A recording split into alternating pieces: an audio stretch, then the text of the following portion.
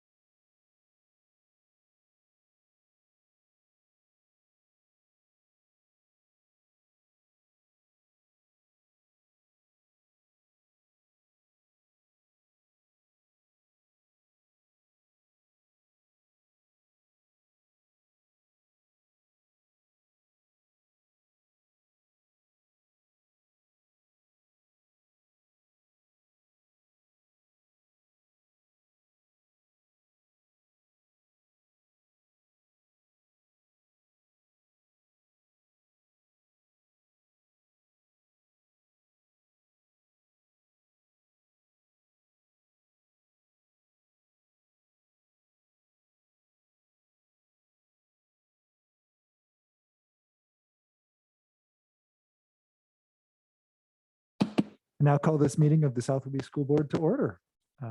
As usual, we're going to start with our land acknowledgement, and I'll pass it over to Marnie. Thank you. I am going to wing it tonight because I have been reflecting on how reading the land acknowledgement feels less embodied and heartfelt than sharing from memory and heart. So South Whidbey School District acknowledges that we live and work on the ancestral lands of the Coast Salish, Suquamish, Snohomish, Stillaguamish people, and that they have a sacred tie to this land, these waters, that we continue to honor and respect. And we wish to continue to be in honorable relationship with the Indigenous people, past, present, and future of this space, which we share through the Treaty of Point Elliott, signed at Point Elliott in 1855. Thank you.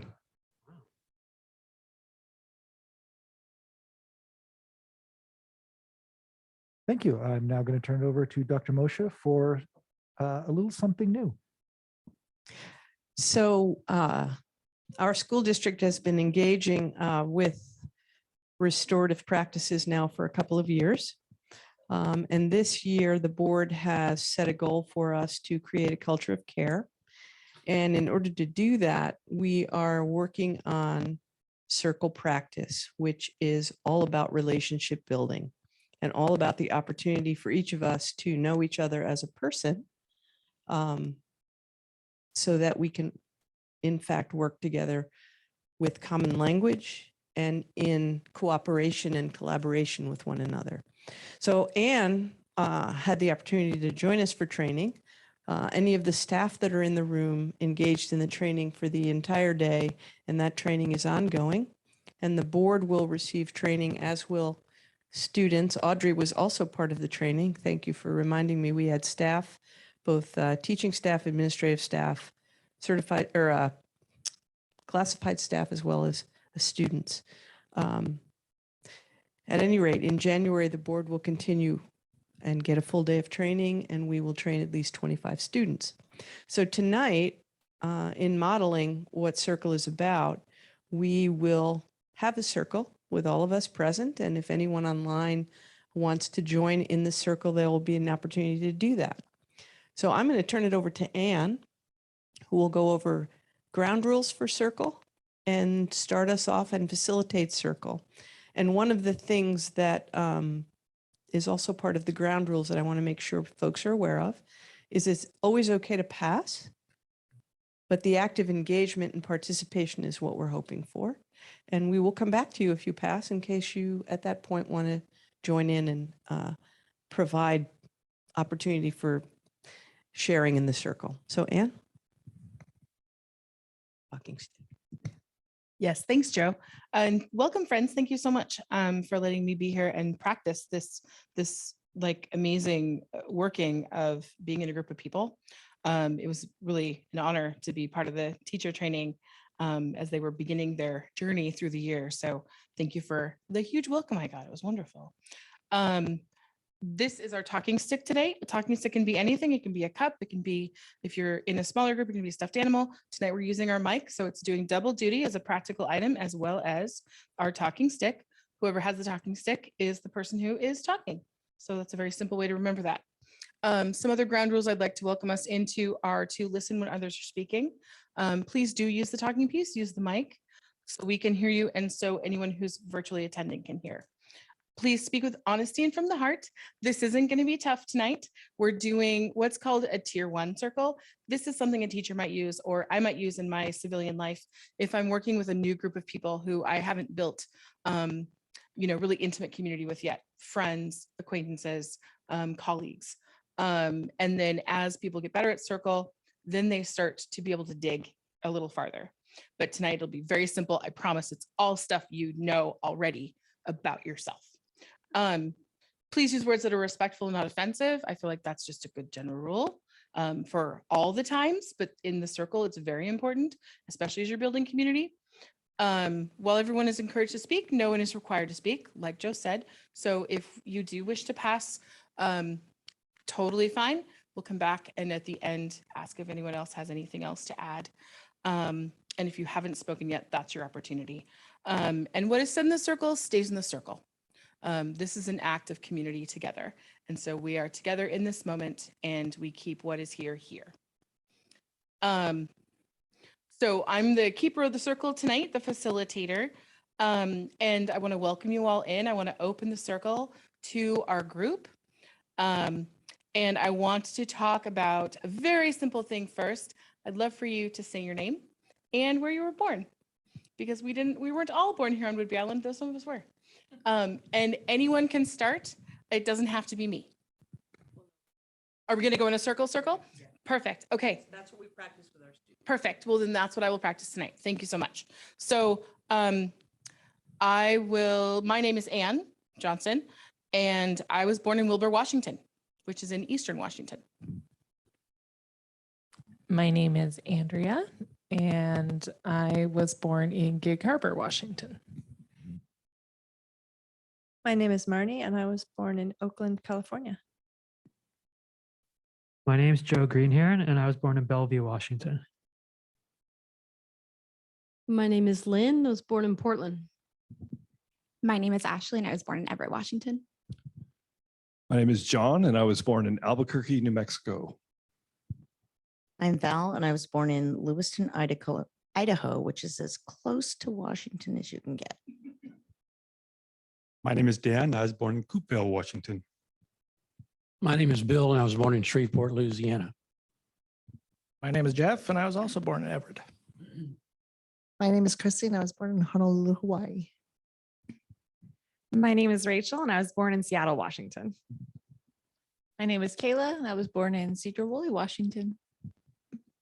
I'm Rufus Rose. I was born in New London, Connecticut.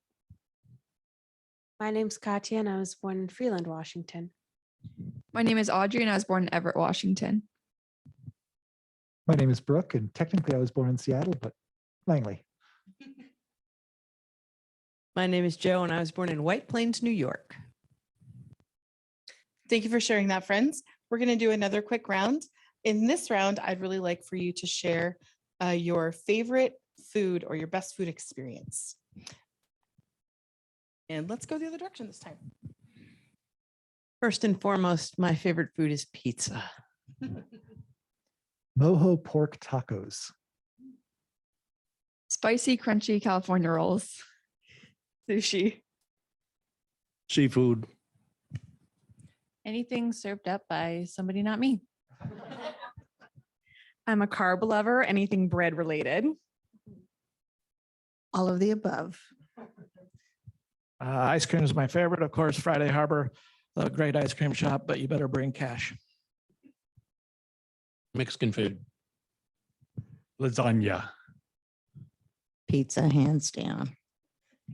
A ribeye at the Metropolitan Grill. Hot and sour soup from China City. Mexican food. Pizza. Really love avocados and mangoes. Malik Paneer. Yellow curry. Thank you for sharing. That was a very just quick illustrative version of the circles that we're learning to do. There are a couple people in this room who have really have done quite a few hours of training in this. And then like myself, I've done a little tiny bit of training in this. We're all learning, we're all practicing. So thank you for helping us practice. I'd like to go around the circle one more time, just as a reflection. Give me a word about how you're feeling right now. One more time. One word. That way. That way? Going to Joe. This one's a little harder. This is a reflection. Happy. Reflective. Ready. Tired. Propinquity. Energized. I'm gonna go with tired also. Ditto. I'm now hungry. Tired. Tired. Introspective. Open. Brave. Fine. Excited. I was going to say excited. Mindful. I'm going to say curious. Thank you so much for your time tonight. I really appreciate it.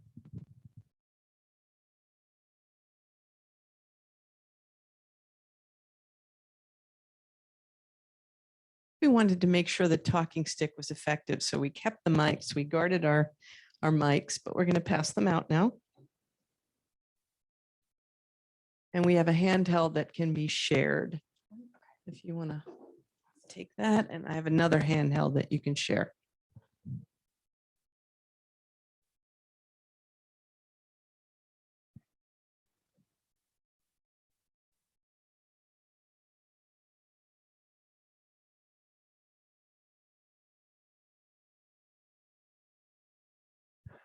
Thank you, Anne, for leading that, and everyone here for joining in. One of our goals for ourselves was to help model what's going on in the district. So it's wonderful to be able to do that and show some of what the district is learning. This being a workshop, the rest of our time is here for our single topic of discussion. We'll be talking about the facilities use proposal that has been put in front of the board by the administration and by Dr. Moshe, and giving everyone a chance to weigh in, present their thoughts. We've had a couple other opportunities. We've had one other board workshop, one public comment period at a board, and one community gathering thus far. We are totally looking forward to engaging with members of the community who are here and on Zoom here tonight. We are still looking forward to emails from community members, students, staff, families, everything like that. And we will have one other opportunity for public comment at our next business meeting on the 28th before we vote on whether or not to accept the proposal. An email did go out to the families of our 4th through 8th graders. Is that correct? Yeah, 4th through 8th graders, specifically calling them into the conversation and asking them for their feedback on the proposal. So Dr. Moshe has an updated proposal or updated presentation on the proposal, and then we'll open up discussion. As this is a workshop, we are looking for interaction here. This isn't just you present to us and we listen. We will be listening, but we'll also be responding. If you are on the Zoom and have something to say, please first enter your full name and location in the Q&A, and then just hit enter, just so that we know you want to say something. And then we can take a pause before moving on to the next section while you're typing up your comment for me to read. If you're here, just if you want to step in on the conversation, please just make a motion or raise your hand or something, just so we know that you have something to say. And as soon as we're at the end of a section, we'll bring in and hear the conversation. All right, Dr. Moshe. Thank you. So I do have some slides up for those of you who are. I do have some slides up for those of you who are sitting in front of the screen, if you want to turn around. So here we are on September 14th. For those of you who have participated, you're seeing the same presentation with a little bit of tweaking. So I'm sorry that you can probably say this by heart, but it's really important that we are making sure that we get the message out to all of the folks who may be interested. So that's why we're showing it again. Again, the vision of our district is that all of our students are lifelong learners, multiculturally engaged, literate, and active community members, able to meet the challenges of our global society. And every time I look around at our students, I see examples of them living our vision and mission. Board set 3 goals this year. I'm specifically tonight referring to goal 3, which is the board asking the superintendent to look at the best use of our district assets and also put together a bond for the community to vote on. We expect that vote to either take place in February or April of this year, and that is an ongoing process. Right now, we're going to be talking about the use of our facilities. And that includes the look at our census data and our enrollment, because that's how we predict the need for facilities in the future. Again, many of you have seen this already. Our census is indicating that we have about 1,775 school-age students, and we're capturing somewhere around 1,300. And that enrollment is on the decline because the census indicates that our school-age population has gone down from 2010 to 2020, most certainly. And we can see that in this trend line as well. Next meeting on the 28th of September, you will get a full report on where we are with enrollment as we know it right now. We are up at this moment. We know about by 30 students from our budgeted enrollment, but we are down 20 students from last year's enrollment. So it's good news because we budgeted less for fewer students and we got more, which is good news. And we did add a teacher to meet that need. So once again, we're looking at our buildings and the use of our buildings. I've circled 7 rooms that could be used in a different way next year. At the elementary North Campus, our goal is to show where the possibilities are, not to make decisions about where the students are located. But this slide essentially shows that if we were to move 5th grade to the K4 building, which is where it was 5 years ago, to make it a K5, that there is enough space, in fact, in that school for that to occur. We look at the South Campus and the current use. I've indicated in the notes there that 5th grade could go to the North Campus, the 6th grade could go to the middle high school campus. Band, by nature of where band occurs, would go to the would stay at the middle high school where it is now, but the band teacher could go to the North Campus to work with 5th graders. Art has a room in both campuses, so the North Campus could accommodate art. Remediation, which is in B2 on this map, could be accommodated at the North Campus, as could special education needs, as well as alternative learning or ALE.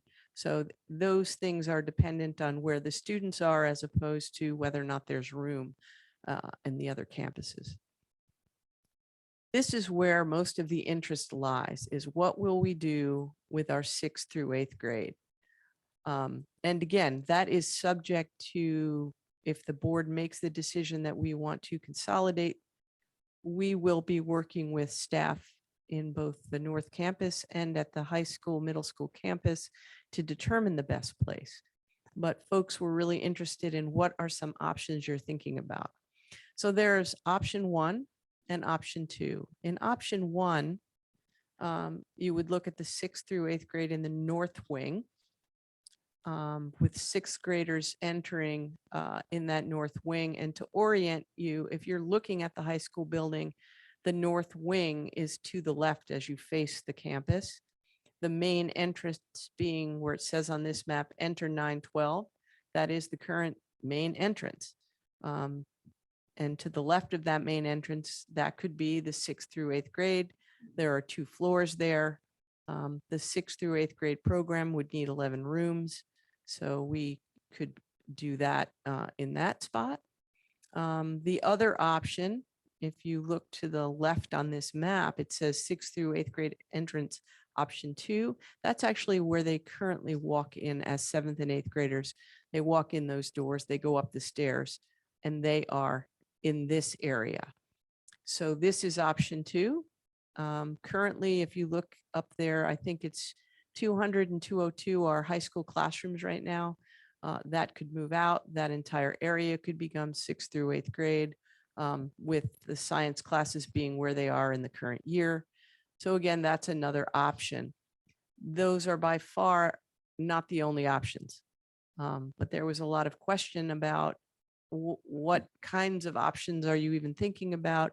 How would you ensure that our 6th through 8th grade students have a home at the middle school, high school site, that they can be, they can create their own space, their own culture. Besides the fact that 7th and 8th grade is there now, they have their own schedule. They cross paths very little with the high school students. They eat lunch at a separate time. We could ensure that it's even more segregated, essentially, if we choose to. So that's a possibility. So want to just orient us to where we are at this point. This is September 14th workshop. There have been several discussions. There have been opportunities for emails and comments. I personally have not received emails. We sent out an invitation to our 4th through 8th grade families. I have not received an email, but that doesn't mean people don't have an interest. I know our students have something to say about their work on trying to gather input. So here we are at this point in this process, looking at the board's consideration next time as to what they will direct the superintendent to do. The other thing I wanted to talk about, I'm going to turn to Dan. There was some question about, hey, you closed Langley Middle School and you talked about savings, what actually happened? And then is there actually savings estimated with this consolidation? So Dan? Yeah. So on the far left side, the estimated savings, that was closing the Langley Middle School and moving 6 to 8 to the high school campus. And it was done in 2010. So we had thought we could save close to $500,000, about $478,000 between the savings and utilities, personnel costs, transportation costs, because we no longer take buses up there and back twice a day. We actually, in the current configuration, the 5, 6, 7, 8 configuration, it was closer to $450,000. We didn't see quite as much personnel savings as we did actually maintain one of the secretaries for the 5-6 building, which we hadn't counted on. We did save more in utilities. We actually saved 100% of the utilities because as it became the community center and self-funding, we no longer had to pay what we were considering would be the utility cost to maintain an empty building so it wouldn't freeze during winter and those type of costs. So we captured all of that. And then we did capture the transportation cost because we no longer sent 12 buses up to the middle school and then back to the high school to pick up kids. So that was no longer part of the route. So a little less than we had thought, but it was a different configuration when we actually made that move a few years later. And I used the same $2,010 amounts to use that calculation. So the cost of a person at that time. With the current configuration, it's not quite as much, but this is a very minimal look at savings, not knowing exactly what we're doing. And that the fact that we may, for a year or two, have to use part of that building, maybe the gymnasium, maybe office space, a couple things like that. I only calculated about a 70% reduction in the utilities rather than all that cost. And then some personnel costs. And these are the ones that I'm fairly confident that would be a reduction. If we go to a 6-8 and a K-5, we don't need 3 counselors, we only need 2.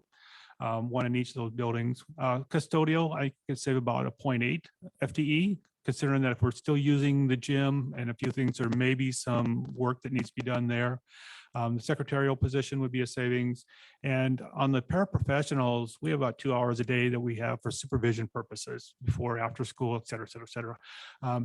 So this isn't taking into account anything else that might be a savings by consolidating. This is kind of the first slice of, I'm pretty sure we could save about $337,000 just doing this. Thanks, Dan. I wanted to go through again the questions that have come up from folks. These came up early on and we have answered them, and we talked through this the last time we were together. Some of the highlights, I'm sure there's lots of wondering about what would it look like if 6-8 was at the high school, middle school campus. And we know that folks are concerned about that, and we want to acknowledge that, and we have some plans in place if it is the way to go. Kayla and I have already been talking about working with students and families and making sure that we address the concerns around making sure that 6th graders feel welcome and safe and part of a 6-8 program. The schedule was another question. 6th graders would rotate like 7th and 8th graders do, like they have been. Might be slightly modified. Maybe there's 6-period day or 5-period day or 7-period day, but basically they would be moving from teacher to teacher. Some benefits. One of the major ones for students is that as 6th graders, they can play sports. There's not this concern about going across the street or finding their way to the high school, middle school campus. So that's a big plus. As well as, you know, some of the other things we've talked about. So I don't want to go through all of these questions again, unless they're specifics, and I can jump back to them as we get into conversation. I don't need to go through each one. The concerns that were voiced, we certainly take these seriously as well. The idea that we create space, create a middle school identity even more deeply than it is now for 7th and 8th grade. The separation, the lunchtime, what does the schedule look like? Actually, as Kayla and I were talking today, the schedule right now, because it's 7th and 8th with 9-12, we actually share staff and need to share staff. If we move teachers up there for 6, 7, 8, they might be able to just be purely 6, 7, 8. So it's a question of how do we create an identity? What does the scheduling look like? Eventually, those teachers may need to do more than 6, 7, 8, but for the first year, it's probably going to be a 6, 7, 8, and those teachers not having to move out of that unless it's a real specialty issue.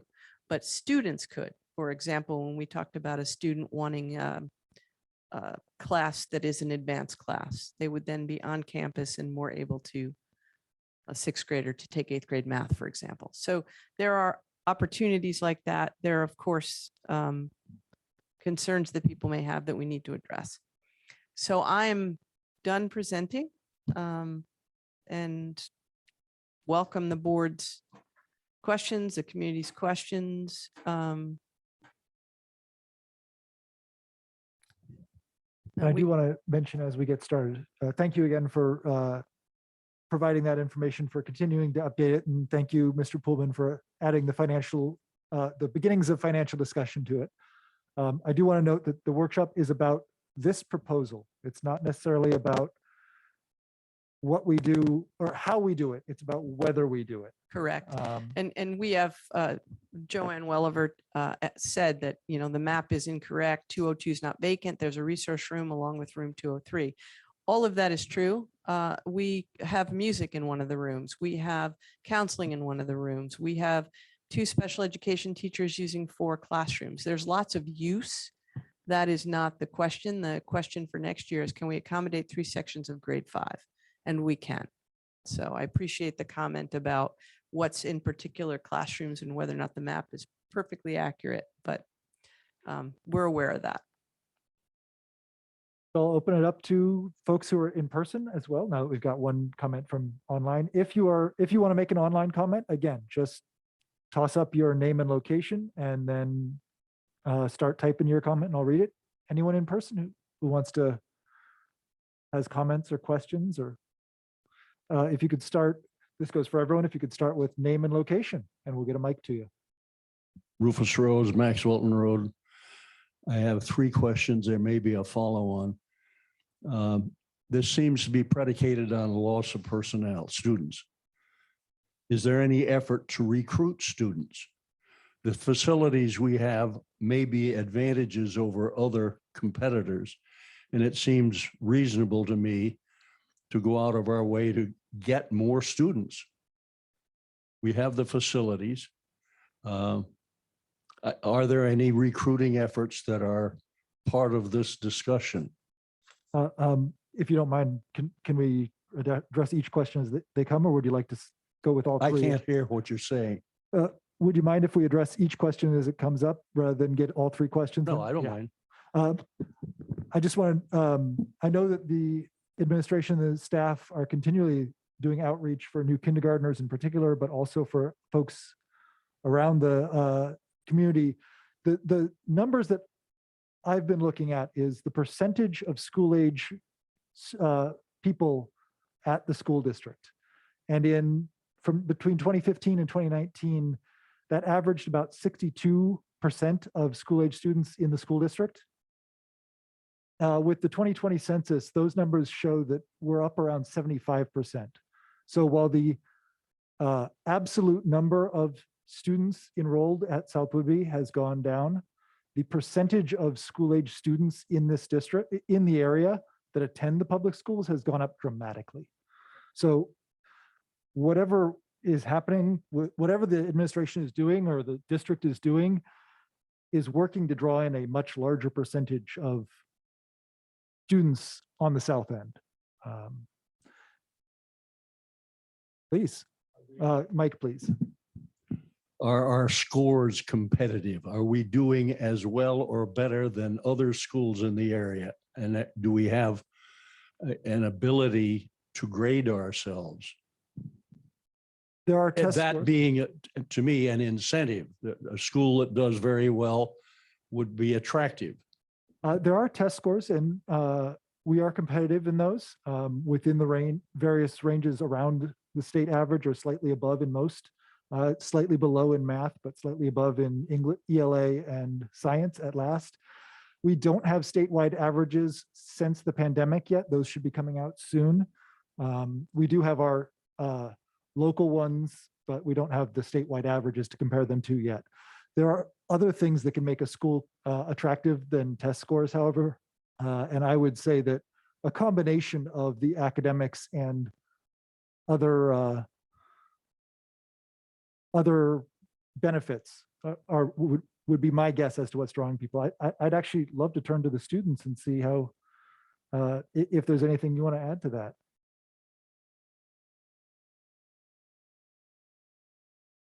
No is okay also. Not at the moment. I don't have anything. Rufus, that's 1.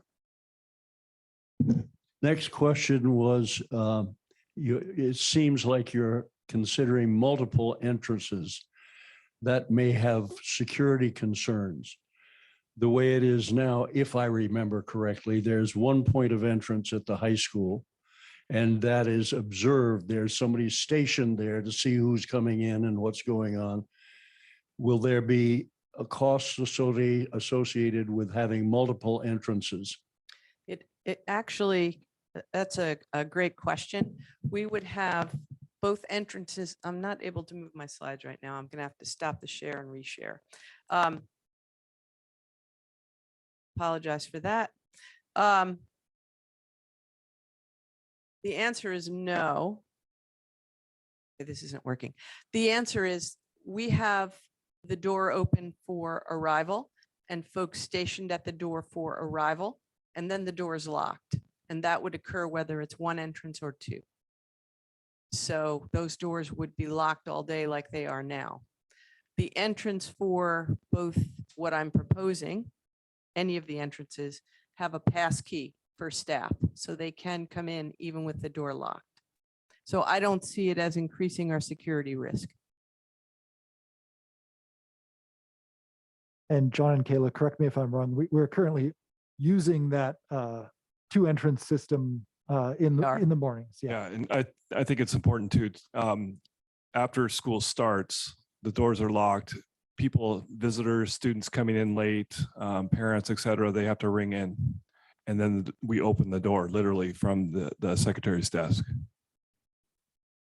One-way locks, can people get out without having a key? They have crash bars. Yes, they do. Just since the mic wasn't there, and for those online, those are indeed one-way locks, and you can get out without it being unlocked. We also have the ability, security-wise, should we have any intruder, the administrators have the ability to do a lockdown immediately for all locks. So that is in place as a security measure now. And I'm not sure the size of the kids. Fire exits may be different for different sized children. Has that been considered? They're actually all able to accommodate all size children. And the last question I had is, are we mothballing any facilities? Are we shutting them, closing them down? And if so, are there associated costs with that? But I'm thinking of things like heat, keeping water systems going, check them. The answer is no. We haven't started discussing what we will do with the facility, but we already have people asking to rent it or use it in other ways. So we would anticipate that it would be occupied, but not paid for by the district to keep the utilities going. So that the building, like the Langley Middle School, is now the community center. It could be that the 5-6 campus or the South Campus is rented. I don't really have answers to that question specifically, but we don't anticipate mothballing it. You raised another question. When we rent spaces, are we getting rent that will include repair, the normal wear and tear? I'm thinking of the old high school, which over the years has had several different new roofs put on. That's being rented now. Is the rent covered that is collected for that, anticipating the repair that will be natural just because of weather and so forth, like a new roof? So as we said, when you asked this question the last time, yes, we have rent that is collected to do that. The pandemic stopped that from happening, but those major repairs are still on the landlord. So though we collect rent, though we are anticipating collecting enough rent to meet those expenses, there are times, like a new roof during a pandemic, when the district is going to have to cover the cost of that to maintain its facility. But the goal is to collect enough rent to cover our costs for those rentals. And some of those major repairs, whether the facilities are rented out or not, are usually bond issues. Like the siding at the middle high school. The budget at a small rural school district can't accommodate the $4 million plus cost of re-siding the high school. So you have a bond for that. And so that's how major repairs are done on school buildings, whether they're community center rented or have students in them.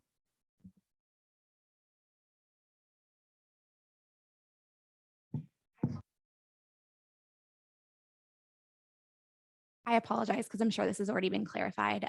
But what is the main objective in consolidating to a lesser campus?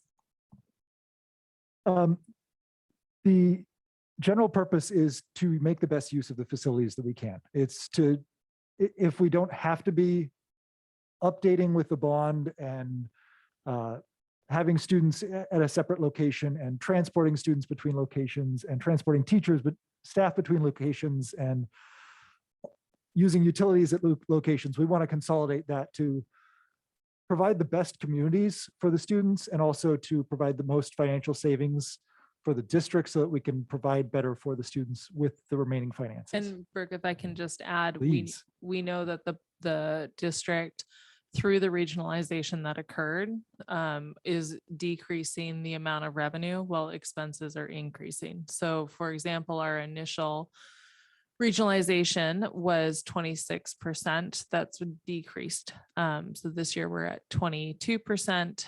Next year we would be at 20%, and that will continue to decline. And so by making a decision like this, we have the potential to save about $350,000-ish from those anticipated budget deficits that we know are coming. And so it would be a way to do, as Brooke said, and preserve programming, preserve staffing in a way by consolidating down a building that we don't really need to continue to use. And as we know, we are heading into a year when at the end of this year, when well, actually in the current year, we're spending down fund balance by about $1.5 million. And that's with the reductions that we've made. So we are earning revenue that is less than our expenses, and that's a known issue. And we are heading into another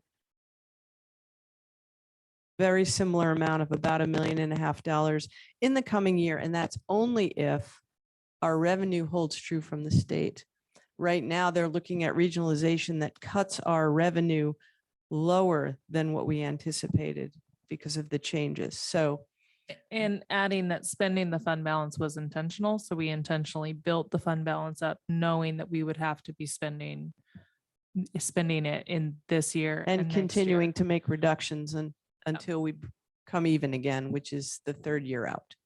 And it's to avoid a major 1-year cutoff of staff like happened in several other districts in the area. And is just, I mean, it's never good for anyone to have their job removed, but to have a whole chunk of teachers at once, it can be crushing for a community.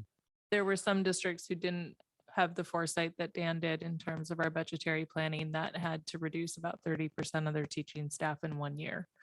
And Dan looked at the numbers, looked at the regionalization, mapped out what we could do, and so that we would be able to be responsive and gradual in right setting the district. What that allowed for was for people who were planning to retire, and that would come over a course of years because not everybody retires in 1 year. It would also, and that would offset RIF notices. It still didn't absolve them all, and we knew that that was likely the case. So the board did set this goal of craft and begin implementing plans for the best use of assets in the future of the district. And that's all about saving those dollars that we can save on the use of our facilities. So why wouldn't we, would be the question, reduce when we could. Awesome, thank you. So per policy 6,900, where you're maintaining building facility plans, it mentions having a 10-year facility plan. Do we have a 10-year facility plan? And if we do, where are we at within those 10 years? That's actually, we're in the phase of doing a bond and a building facilities plan now. So that's the work we're doing now. Okay. And then, because with that too, it's making decisions based off of the 5-year enrollment projections when looking at facilities. And so I believe, did you say that like our younger or our school age children has gone up by 75%, or what was? No, not at all. Well, or like projected within the There's next the 5 years. projected numbers right there. Okay. It's a reduction, and there's our enrollment No. trend So, over so time. the 75% is we are getting a larger proportion of the school age students who live on the south end, but the total number is still declining. So typically, That's this question right here. if we look at our high school numbers, our graduating class has been around 180 to 100 the last years I've been on the board. We had a little bubble that just graduated of like 120. Our incoming kinder enrollments has steadily been at 50. This year it went up to 66, but that's still significantly lower than the classes that we have been graduating out. That makes sense. And I'm just wondering if we have looked at projections, like what it could be like in 5 years to make sure that we're Yep. making decisions that are going to support the long-term. In 5 planning. years, we expect we'll be under 1,000 students. So we'll be about the size of Coopville. Is there data to, There's data right on the screen, as well as the census data right on the screen that indicates that our school age population has dropped from precipitously from 2010 to 2020. And we anticipate by 2030 that retirement age population between 50 years old and 80 years old will continue to increase. The cost of housing on the island is significantly higher than we anticipated. So young families are struggling to move in. So we don't see our enrollment increasing. We see it continuing to decrease based on this data. okay, awesome. Thank you. And I guess my last question, just based off of what everyone has said so far, is have we looked at our overall spending to see if there are other areas where we can cut? Like I saw that on Hooks Global, we spent about $57,000. And so when thinking that combining the schools is only going to save, which I mean, every dollar counts, but between $300,000 and possibly $400,000, digging into our financial statements and seeing, are we paying for services that we might not be using? You know, are there other areas where we could be saving money? So along those lines, it's a matter of priorities. So it's 300,000, not just 1 year, it's 300,000 every year. So that continues to move forward. We don't pay the transportation, we don't pay the utilities, we don't pay for the maintenance year after year. So it's 300,000 each year. And it also comes down to what are the priorities of our community and what do they want for the students in our district. And what we heard very clearly from the community was they wanted to focus on social emotional, they wanted to focus on academics and curriculum adoptions, and they wanted us to preserve staffing. So if we want to prioritize that, then that's where the budget priorities go. And if we can save 300,000 and put that towards a new ELA curriculum, or if we can 1 year and then the next year we can do a social studies curriculum, then that's serving our students far better than a half-used building. And I could expand on that a little bit. The budget process, I used a zero-based budget process every year. I start from scratch because we just can't roll forward. So I look at all the expenditures by line item. And, you know, Hooks Global is a great example. It's $57,000, but we get funding from the state in categorical buckets, okay, which basically means that we have to spend it for a purpose. And one of those buckets is professional development, and the state mandates that we do equity training with this money. So hence it pays Hooks Global, it pays for the staff time to have these trainings, sort of thing. Couldn't take that money and move it someplace else. Has to be used specifically for that purpose. Okay, so there's a lot of dollars that are like that cannot be moved in general places. The savings from a building is general dollars that could be used anywhere within the budget. But the short answer is yes, I look at every subscription. I look at every service we get. I look at what's the cost of utilities going up. Is it a 2% increase, 3%? What's our cost of insurance? How far, you know, did it go up? $80,000, that type of thing. So yes, we look at that very specifically, and that's what we do all spring in the budget process. And I'll also note that Mr. Pullman has brought that a lot of that information to the board in the budget process over the summer, and also when things change specifically. I know that you brought up increased utilities this spring, I think, the expectation that utilities would increase. So I want to give you intense credit for this, of keeping the board aware of things ahead of time before they happen. And the way you look at the budget really helps us to look at, as Andrea was saying, those priorities and make sure that we're meeting those with the budgets and with the goals that we give to the administration. And I would also just add for clarification, when we talk about a 5-year average, it's a 5-year rolling average. So it's not like we just do a 5-year estimate and then we wait 5 years and then we do another 5 years. It's every single year we're running a 5-year trend line.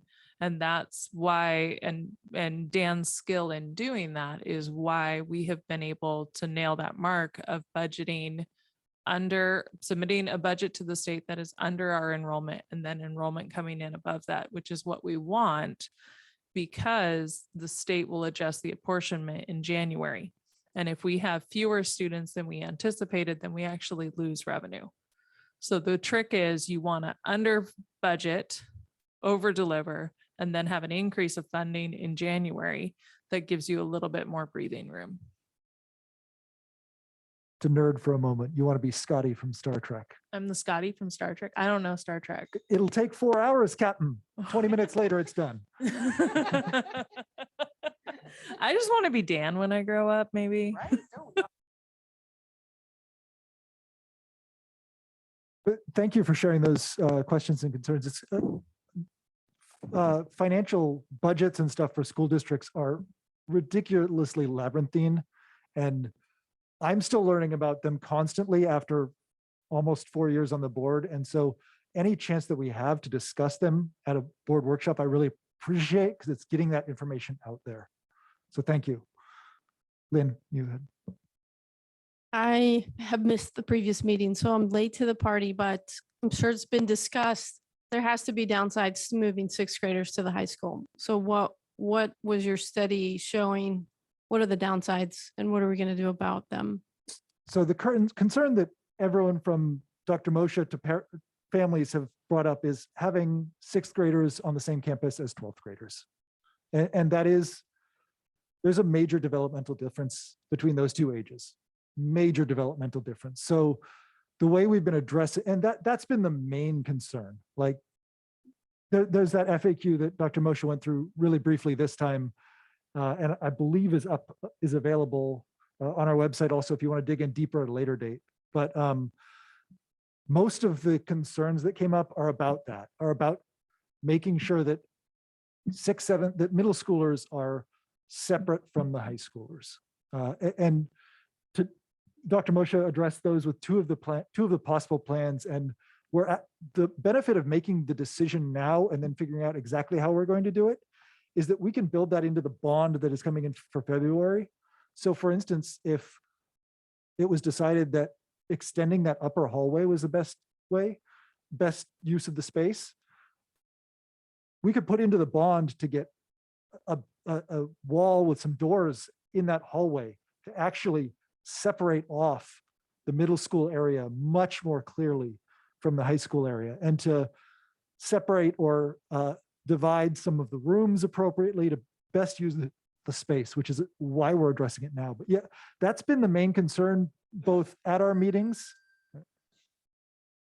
and in the discussions I've had with members of the public that I've discussed this with. And that's the discussion I came into it. That's the concern I came into it with also. I'd like to elaborate on that if I may. I think one of the most exciting things that I heard in the last couple discussions on this was the assurances about how much the middle school is really an entity with its own physical boundaries and its own culture. And so rather than thinking of it as sending sixth graders to a high school, I think it's really helpful to think of it as sending sixth graders to a middle school that is adjacent to and sharing a facility with a high school. And just the difference in the feeling for a sixth grader walking into a building that's designed for 6, 7, 8, that can really be captured and created through these, the subtle things like what color is the artwork, what are the messages on the wall, how are kids sharing and posting their creations, and then the more concrete things like, does the bond need to address additional barriers and entryways? But I was really reassured when I heard how much they're already doing to create a sense of middle school cohesion and culture on that campus. I agree. They have gone out of their way to separate it as best they can, right? It's not perfect. I have a child that's went through the 7th and 8th grade campus. It's not perfect. And not all of his classes were in that hallway. He did have one in the high school hallway. So I understand that they went out of their way to do it, but it's unfortunate that it sounds like, and it doesn't sound like there's anything we can do about it. It sounds like this is a financial decision purely, because it doesn't seem like anyone else would want to pluck their sixth graders and put them into the high school setting, even if you've separated it by a few doorways, right? But actually, I don't think that's accurate, because this is better for them. When we transitioned from Langley Middle School, the request at that time and continued to be was that we move the sixth, seventh, and eighth grade together and that we not separate them. And so 5 years ago, when we moved them, we couldn't do that because we didn't have the space, and now we do. And so it's really about getting the middle school together and the elementary school back together because it was a K-5 building. So that's really what we're looking to do. And by creating a separate space and being very conscious of that, it actually creates a middle school, a 6, Yeah. 7, 8 middle school with its own entrance, whichever entrance ends up being the one with the label on it that says, you know, South Whidbey Middle School, so that students are dropped off at that door by the buses. Those are the things that we're talking about to make it a middle school experience and not 7th and 8th graders on the high school campus. Right. Okay. And there's Well- also the sixth graders being able to participate in sports and middle school, getting middle school clubs for 6th, 7th, and 8th. So the sixth graders can get a little bit of mentorship from the 7th and 8th graders. As Dr. Moshe mentioned, advanced classes, particularly in math, being able to easily go into 7th grade math if they're ready for that. It's In building that fairness, though, community. to your question, it is a concern and it's one that we're very aware of. The consideration to consolidate is a very conscious one, which is why we're doing it now for a year from now, as opposed to the way it happened the last time was really a much more difficult time because the decision was made by the board at the end of the year for the following September after a great deal of community upset. This is a very different decision-making process. When we put 5, 6 into the South Campus, we had to develop that program, and it's a good program. Certainly one that we're proud of. It also has its drawbacks. That campus is very open, so it takes a lot of personnel to keep our students safe in that campus because it is so open. So there are a variety of reasons that we think as administration, we think it's a good decision for the board to consider. When thinking about the priorities being social emotional learning and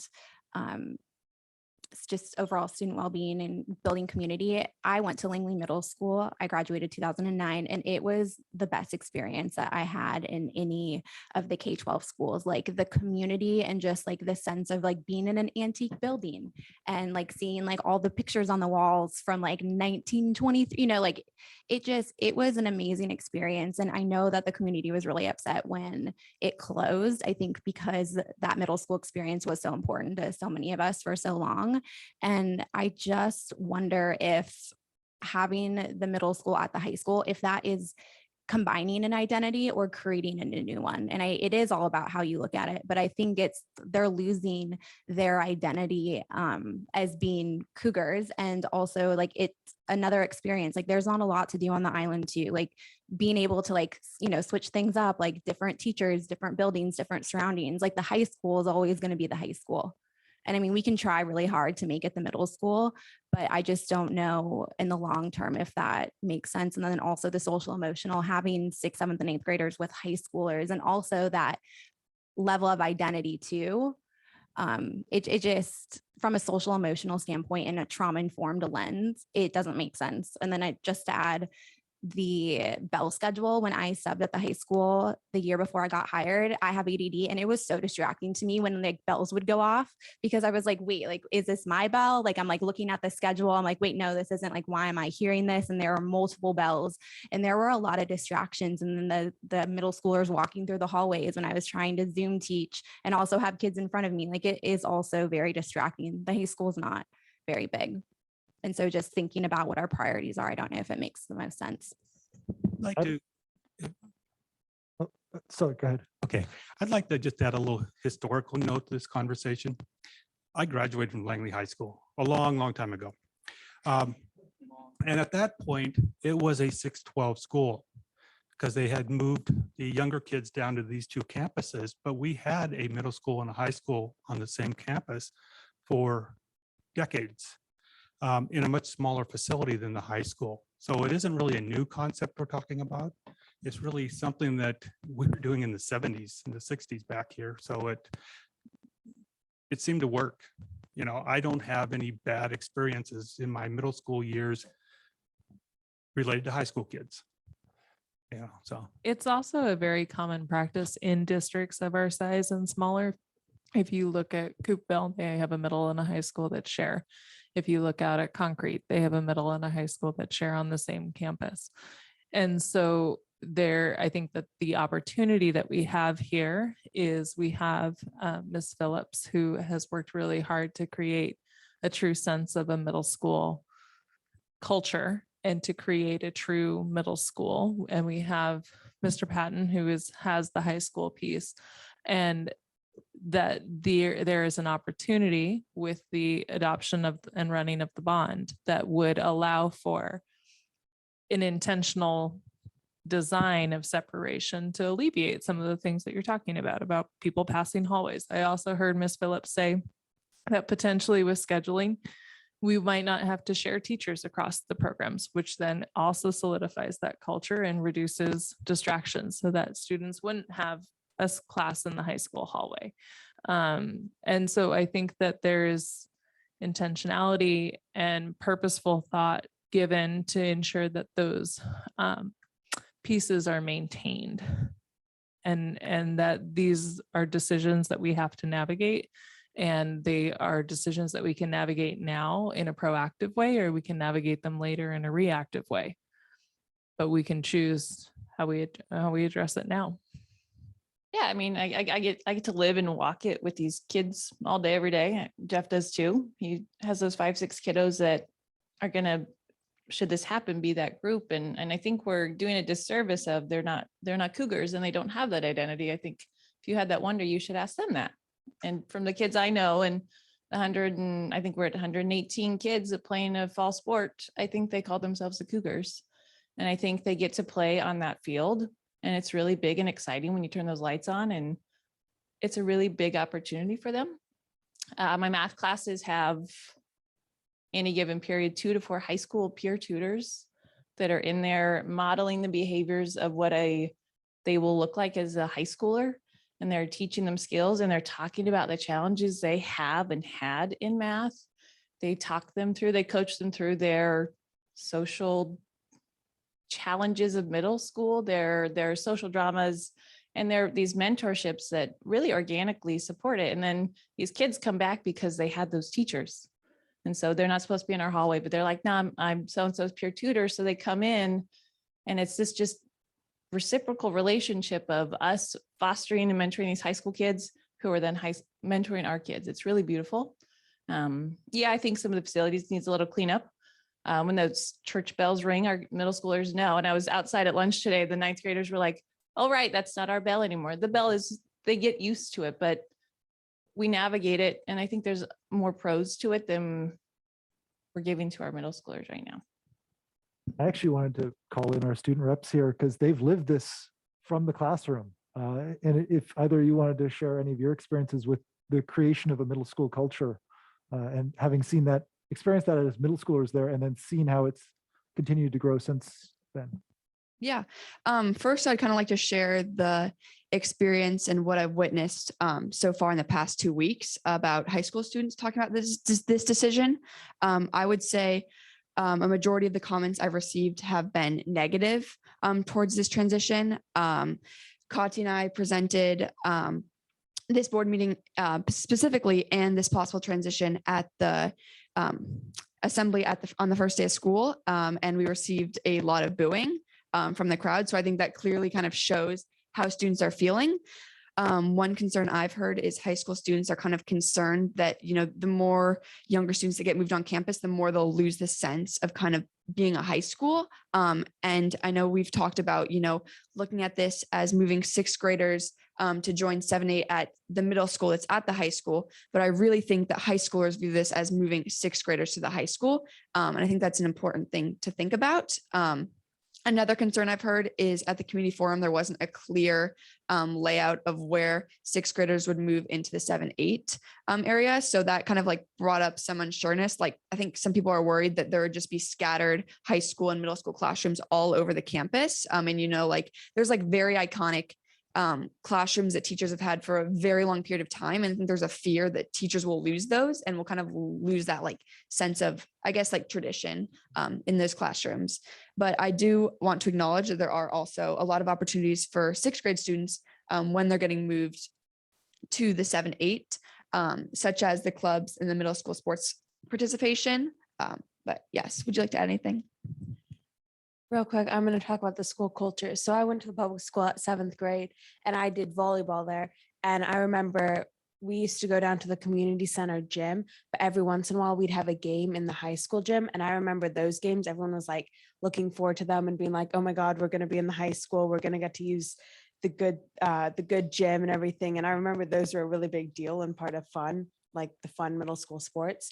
And also with being a Cougar, we had like different chants and things that we do where we were the Cougars, we weren't the Falcons, and we were the Cougars, we were our own thing.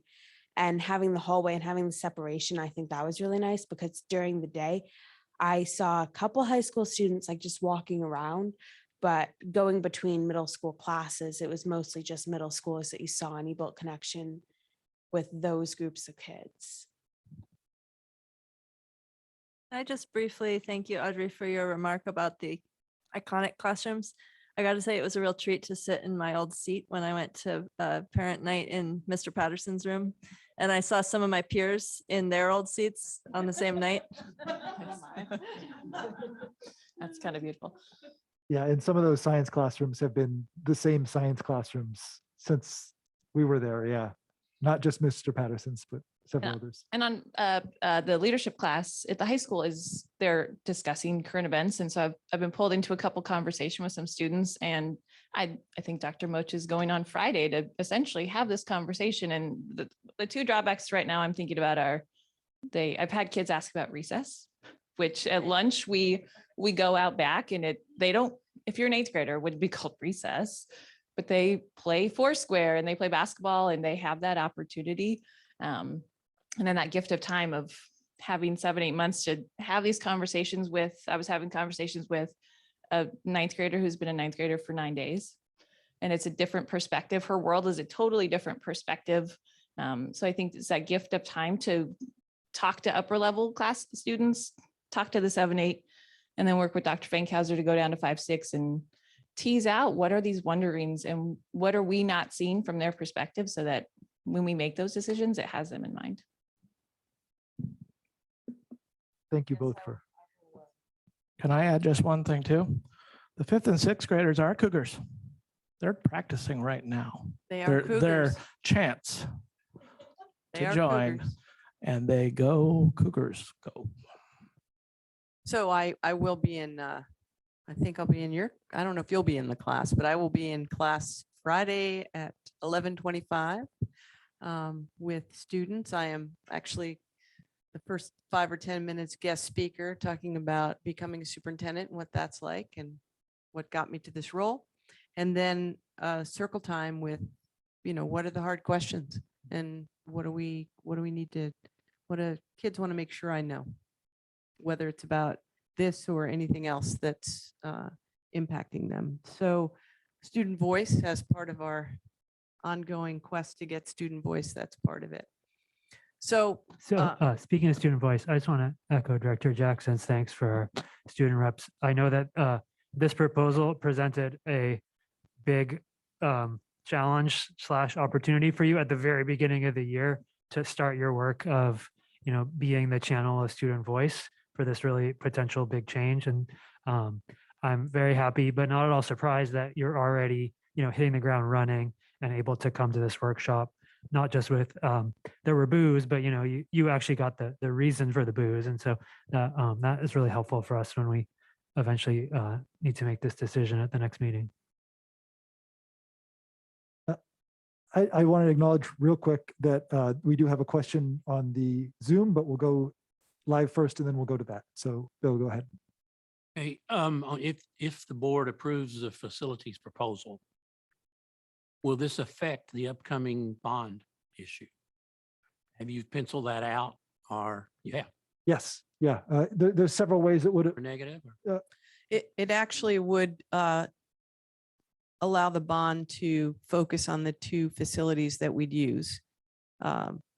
for our students more directly.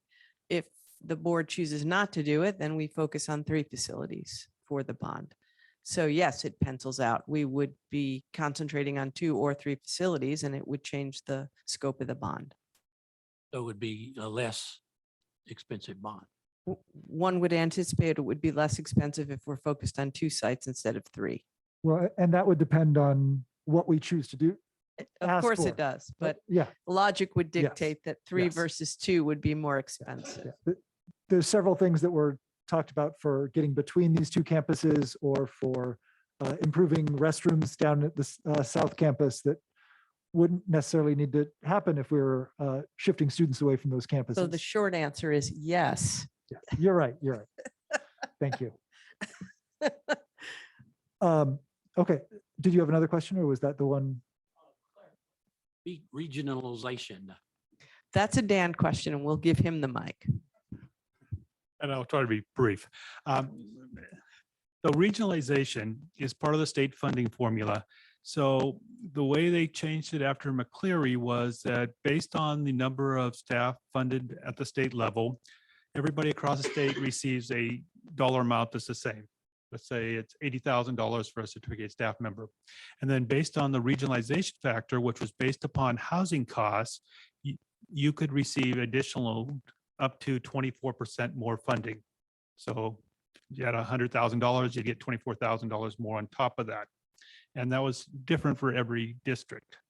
And in our district, we started at 24% range, went down to 22, 20, and this year we're going into 18%. So it just, it's part of their funding formula. Being a factor. Housing was the factor, though the new report coming out is changing it to the medium wage, which is a different way of looking at it, which will negatively affect our district if we go that way. Okay, this is actually one that I wanted to get into. Also, Joanne Walliver says, if this plan goes through, will the 5th graders that go to the elementary school, will they have one teacher or multiple classes like they did at the South Campus? That's a question that came up at the community forum as well. And the response there was they could. Either way, I know. It's a staffing decision. It's not something that we have decided at this point. It would be worked on with those teachers who would be teaching 5th grade as to whether we would have students in self-contained classes of 5th grade so that the teacher's teaching everything, or if maybe we do a modified situation where a teacher may teach English and social studies and another teacher teaching math and science to again give those 5th grade students the opportunity to change classes so they're prepared for what 6th grade would be like, much like we did in the past. So we are aware of that, and there's no defined answer at this time. It would be part of the planning we do over the year with staff. And that actually gets to one of to Lynn's question about possible drawbacks is the culture of building up towards middle school that Dr. Fankhauser has created at the 5-6 campus is a spectacular way to get kids from elementary school to middle school without there being a single big step, as it were, because they are able to rotate, because he's able to focus on that era of that age group. And that is something that would be separated out.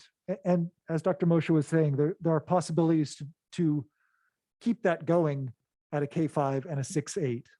But it's really focused right now through the efforts of Dr. Fankhauser and his staff. And that's something that we would have to be careful to maintain were this proposal accepted. So that's one of the other concerns that's come up. I think something to remember just anecdotally, I really like what you asked about research in terms of like, you know, how do we come to these conclusions? Like not only just this decision in terms of like, will this happen?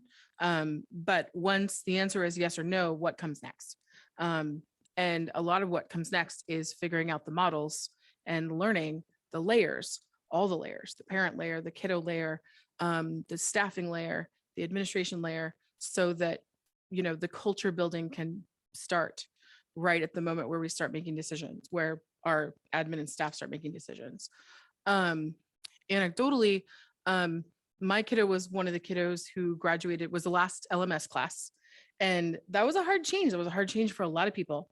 And change is very, very difficult. Just, I keep thinking about the, the sixth graders are coming up to the high school, and just how impactful that language is for kiddos who've worked so hard to move grade levels and finally be in that space. That's what our culture dictates right now with public school, is that you work farther and farther ahead, and then finally you win because you're at the top grade, and so a lot of what's going to happen over the next years is rebuilding the language and rebuilding the culture.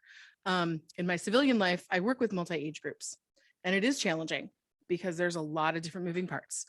And we've built that culture slowly and consistently over time. And the programs work right now as we see them because we've built that culture, because we've had those building blocks in place, and we've been moving toward, practices that model what we see now. But that isn't what always was. And so we're in a phase now where we're building something new from this lovely stuff that we have now.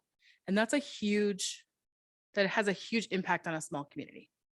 And so I'm looking forward to seeing the next steps of not only the data and the models and finding the best fit for our work that we want to do next, but recreating language, rebuilding culture around how do we keep the most beautiful parts of our history and also expand into whatever's next for our kids. Thank you for sharing that. I just want to add that it kind of feels like the decision has already been made, that this is something that is going to happen. And I don't know if anybody else is feeling that way too. And, everybody is talking a lot about culture, and I would just be interested to hear if the students feel like the district values their voices, because as a former student and former teacher, I definitely do not. And the culture that is being built right now is pretty detrimental. It's tearing apart people. And now it's like we're talking about tearing apart schools. School communities that are still really new. Like, it wasn't that long ago. Like, I think it said up there, the middle school closed in 2010, but I don't believe it closed in 2010 because I graduated in 2009. I think it was maybe a little bit after, but it hasn't been a long time. And the actions and words have not been aligning. And there's a very heavy top-down leadership structure where it's the leader's opinion outweighs that of the people that they serve. And I just think that this decision is important for kids, and kids should be at the forefront of every single decision. Like, yes, $300,000 is a lot of money, but also if it creates mental health issues, like, the community is going to acquire that cost in the long run anyways. Like, mental health services are expensive, and it's just like, what do the students truly want? What is best for them? And sometimes research it's good, but it can't even apply because I don't think most research is supporting a community like ours. And so I'm going to really stress, as a teacher who has felt silenced and retaliated against, like, I hope that you guys can really consider the students' voices and what they want. And it's not a financial decision, because the purpose, it already isn't aligning, like a caring community. Like, I don't know. You just got to figure out a way to make sure that your words and your actions are aligning, and starting with making sure that the students' needs are being met and that they are heard and like their input matters. I'll only speak for myself, but in opening circle, I said excited for my feeling, excuse me, because I was excited to hear from the community, because I haven't yet made my decision. And that's why I'm here at this workshop listening. Yeah, I'm always trying to keep in mind the concerns. Like, to Lynn's question, I had those two major concerns right on the tip of my tongue, because those are on front of my mind of how does this impact the students. We've seen some ways that go well beyond financial that this can help them, but we've also heard some concerns on ways it could be detrimental. So it is a very complex decision that I certainly have not made up my mind on. I know where I'm leaning right now, but I do know I am listening to what's coming in, and that's absolutely going to affect my vote in the end. And if someone doesn't believe that, I don't know how I can convince them besides to demonstrate listening and demonstrate and talk about my thought process. 100%. I totally. I would just add that to the extent that there's a financial aspect of this decision, and it is a considerable, important aspect, it is because the financial decisions that the board of directors and I make with the amazing resource of our talented staff are designed to support student experience. Every financial priority that this district sets is designed to support the best possible student experience. And so I won't say that the financial baseline is the primary reason for this change, but if it is a significant reason, it's because what is being proposed allows the district to invest in those things that students need in order to receive a fair public education. If it comes down to this proposal, it goes through, is there going to be another workshop or opportunity for the community to really go through like the warrant vouchers and the different financial records that are available online and kind of take a look at spending to see like what the community thinks, and if money we currently spend from the right, like the general fund, I know is one. I think that's the code 01. Is that general fund? Oh, basic education, and there's a general fund. I've been learning about that a little bit as we go. But is there going to be an opportunity for the community to come and like look at your guys' spending to see if it makes sense and aligns The with? community has an opportunity every month, and the financial statements are all online, and Dan is available at any time to talk about any expense in the budget in detail. So the board gets that every month. Awesome. So the answer is yes. The answer is Cool. always yes. But I would also like to address the hierarchy remark. And I don't take offense to that because your experience is your experience, and you shared that it wasn't a positive one. But that is not the case for all of our staff and students. So I don't want to air that, but I'm not going to let that comment sit. Dr. Moshe, I'd actually like to draw us back to the purpose of this workshop at this point, talking about this proposal here, rather than. I would just love one to. second, Thank yeah. you. Sorry to butt in on that, but I want to make sure that we're keeping. I just focused on don't want this. Yeah. inaccuracies Yep. left on the table. I understand. I do want to also call out Anne in this as someone who's focused on the kiddos.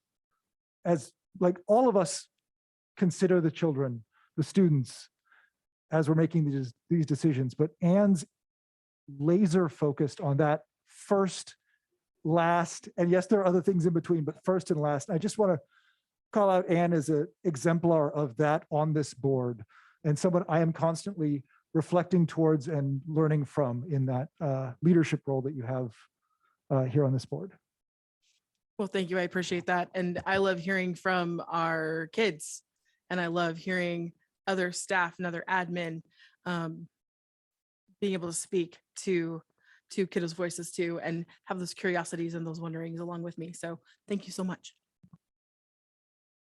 So we've had numerous points of discussion on this. Are there any other comments or questions? Audrey?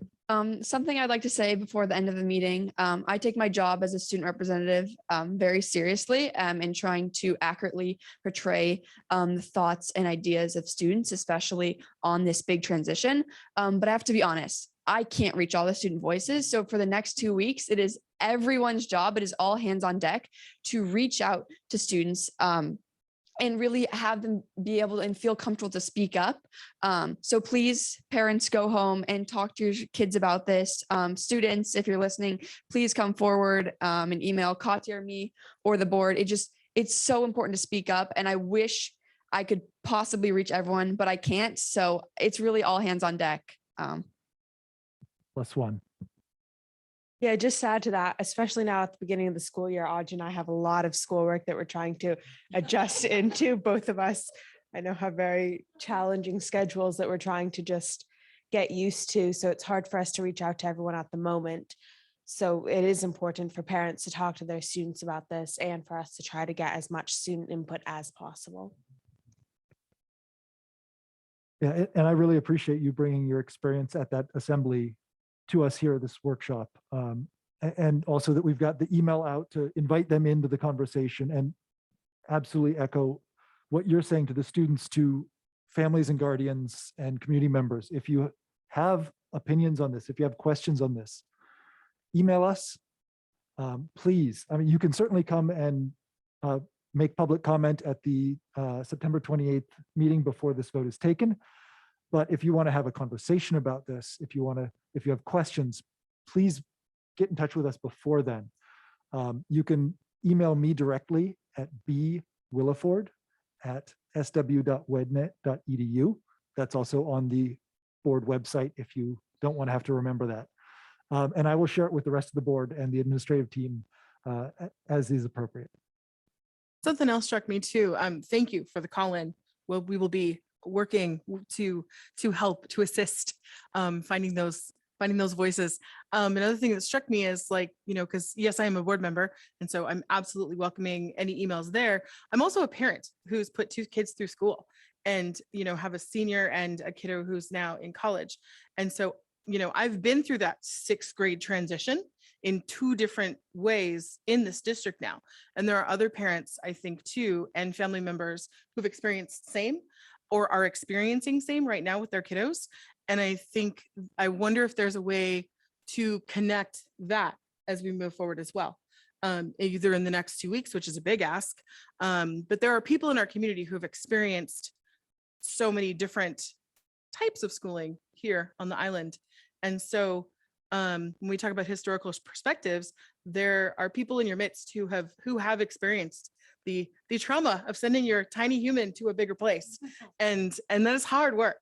And so, I know I can speak for a few folks in the community who are now in like high school PTA, or, are on Booster Club or go to football games or whatever, who might be willing just to talk through what that feels like, because I think there's a lot of feels that go with that.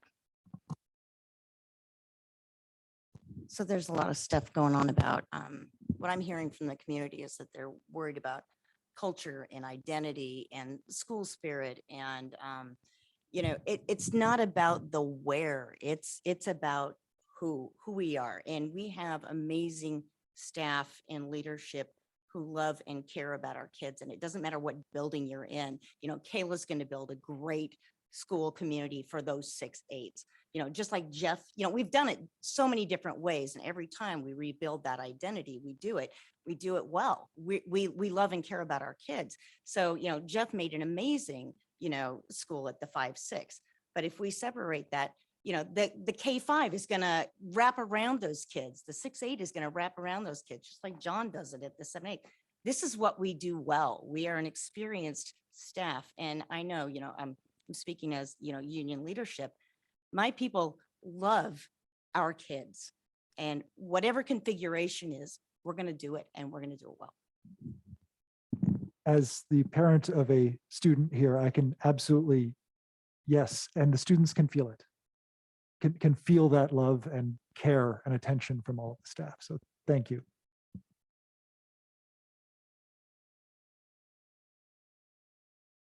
Anything else? Okay, I think that makes us done here. This meeting is now adjourned. Thank you all very much.